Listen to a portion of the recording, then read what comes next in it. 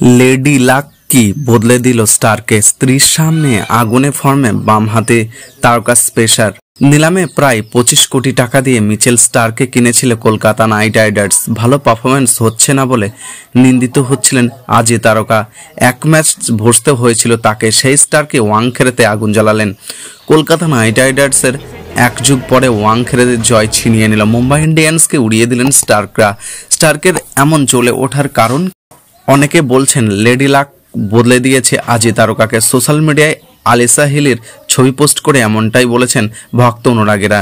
নিজের শেষ ওভারে মিচেল স্টার্ক যখন আগুনে বোলিং করছেন তখন টিভি ক্যামেরার বারবার খুঁজছিল তার স্ত্রী অ্যালিসা হিলিকে। ওভারের পঞ্চম বলে ইয়র্কার দেন স্টার্ক, সেই ইয়র্কারে জোরান্ট কোটেজের মিডল স্টাম্প। এই ট্রেডমার্ক ইয়র্কারই কেকেআরের জয় নিশ্চিত করে দেয় ওয়াংখেড়েতে।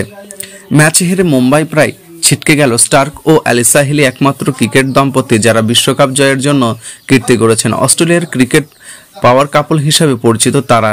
সেই অ্যালিসা হিলের উপস্থিতি কি বাড়তি অ্যাড্রিনালিন ঝরালো? সোশ্যাল মিডিয়ায় তেমন দাবি করলেও কিন্তু এ বিষয়ে কোনো মন্তব্য করেননি। মুম্বাই ম্যাচের আগে স্টার্কের পারফরমেন্সও হতশ্রী ছিল বলা যায়। আগের 8টি ম্যাচ থেকে নিয়েছিল মাত্র 7 উইকেট। লখনৌ বিরুদ্ধে 3 উইকেট নিয়েছিল।